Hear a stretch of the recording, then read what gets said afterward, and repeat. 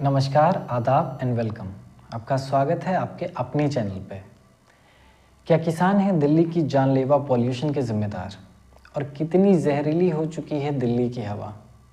और इस बढ़ते पॉल्यूशन के लिए, इस जहरीली हवा के लिए हमारी सरकारें क्या कर रही हैं? क्या है इसका समाधान? हर बार जब दिल्ली में प्रदूषण बढ़ता है तब आरोप हरियाणा और पंजाब के किसानों पर लगा दिया जाता है कि उनकी पराली जलाने की वजह से दिल्ली में प्रदूषण बढ़ रहा है लगातार। पर क्या ये बात सच भी है? इस सवाल का जवाब ढूंढने से पहले आइए हम कुछ डेटा देखते हैं। 2024 के नवंबर महीने में दिल्ली का हाईएस्ट एयर क्वालिटी इंडेक्स 1200 था और महीने भर का एवरेज अगर हम देखें तो 491 था, जो कि दिल्ली के लोगों के लिए दिन में 49 सिगरेट पीने के बराबर है। मतलब आप हर दिन 49 सिगरेट पी रहे हैं, चाहे आप स्मोकर हो या नॉन स्मोकर हो। सिर्फ साल 2020 में अकेले 54,000 मौतें हुई थी सिर्फ और सिर्फ खराब हवा की वजह से। द लैंसेट प्लैनेट ने अपनी रिपोर्ट में कहा कि भारत के 10 बड़े शहरों में होने वाली सभी मौत में से 7% खराब हवा की वजह से होती हैं। चलिए ढूंढते हैं कि इस बात में कितनी सच्चाई है। क्या कारण है दिल्ली में होने वाले पॉल्यूशन के? पहला कारण है दिल्ली के लोगों की गाड़ियों से निकलने वाला धुआं, जो कि 70% का कंट्रीब्यूशन करता है दिल्ली के पॉल्यूशन में। दिल्ली की आबादी लगभग 3 करोड़ या उससे थोड़ी ज़्यादा है और दिल्ली में लगभग 2 करोड़ गाड़ियां हैं। तो सोचिए इनसे निकलने वाला पॉल्यूशन किस बड़े लेवल का होगा। दूसरा, दिल्ली एनसीआर की इंडस्ट्रीज़ में हर साल लगभग 17 लाख टन कोयला यूज़ होता है और ये जो कोयला है ये लिग्नाइटस ब्यूटामस है, जो दूसरे तरह के कोयलों के मुकाबले में ज़्यादा पॉल्यूशन फैलाता है। तीसरा, thermal power plant. Delhi NCR में इलेक्ट्रिसिटी जनरेट करने के लिए थर्मल पावर प्लांट्स का यूज़ होता है, जो कि 275 किलो टन सल्फर डाइऑक्साइड हवा में घोलता है। सोचिए बिजली बनाने में जो हमारे दिल्ली एनसीआर के रीजन में थर्मल पावर प्लांट्स यूज़ किए जाते हैं, वो हमारे हवा में कितना पॉल्यूशन फैला रहे हैं। दिल्ली में हर दिन 11,000 टन कचरा फेंका जाता है, जो कि गाज़ीपुर, आज़ादपुर और दूसरे डंप यार्ड्स में डिपॉजिट किया जाता है। जब कभी इस डंप में गलती से आग लग जाती है तो सोचिए हमारे आसपास की हवा कितनी और जहरीली हो जाती है। फिर आते हैं किसान। जी हाँ, जिन पर हर साल ये इल्ज़ाम लगाया जाता है कि उनके पराली जलाने की वजह से दिल्ली का पॉल्यूशन बढ़ गया है। किसान जो अपने खेतों में एग्रीकल्चरल वेस्ट जलाते हैं, जिसको पराली भी कहते हैं, जिसकी वजह से वो दिल्ली के पॉल्यूशन में सिर्फ और सिर्फ 5% का कंट्रीब्यूशन करते हैं। जी हाँ, सही सुना आपने, सिर्फ 5%। और सिर्फ इस 5% के लिए सारा का सारा दोष उनके माथे मढ़ दिया जाता है।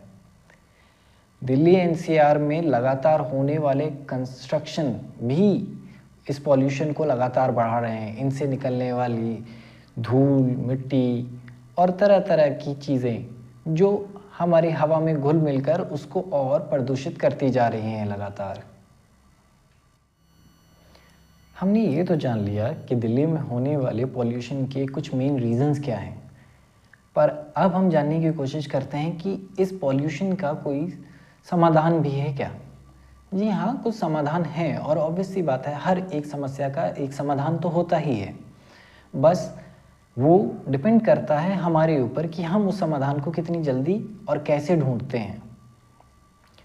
पहला समाधान ये है कि दिल्ली के अंदर या दिल्ली के आसपास के एनसीआर रीजन में पब्लिक ट्रांसपोर्ट को बढ़ाया जाए और ईजिली अवेलेबल बनाया जाए।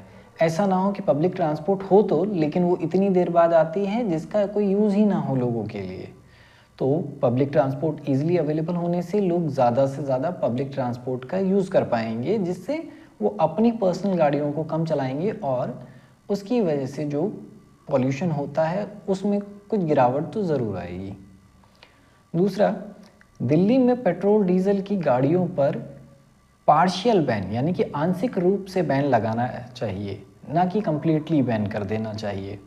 दिल्ली में जो दिल्ली की केजरीवाल सरकार ने एक फॉर्मूला चलाया था ऑड इवन का, वो कुछ हद तक इसमें बहुत कारगर साबित हुआ था दिल्ली के पोल्यूशन को कंट्रोल करने में।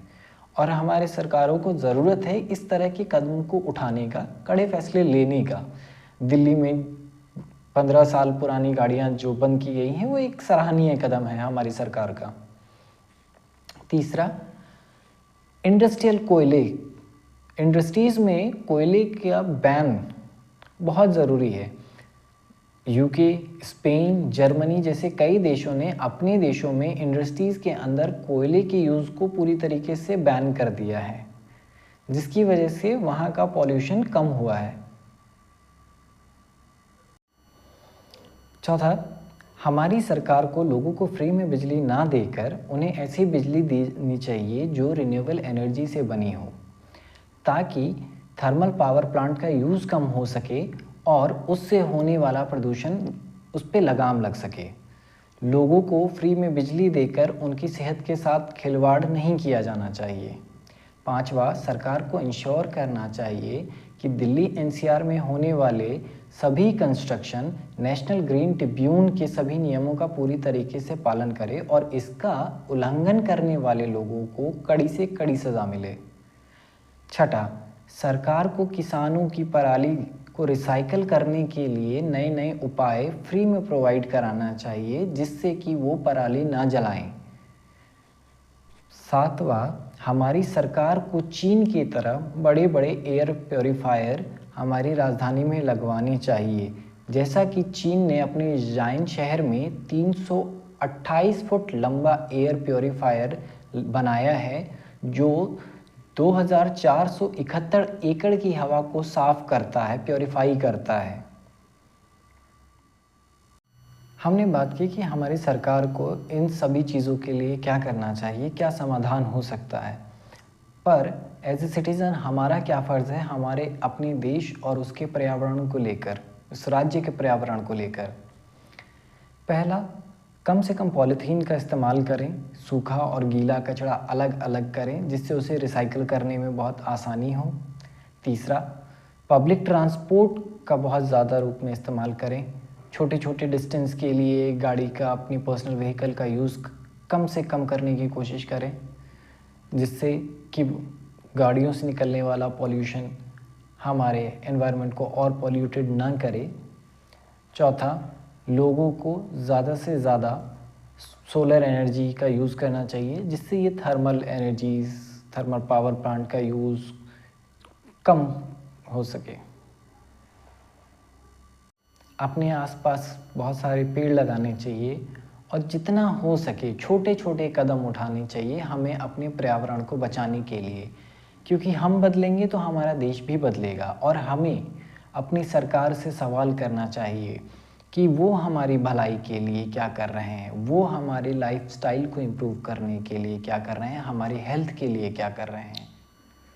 सोचिए, जिस सरकार को हमने चुना है वो हमारे लिए कितना सोचती है, या सिर्फ सत्ता में रहने के लिए गंदी राजनीति करती है।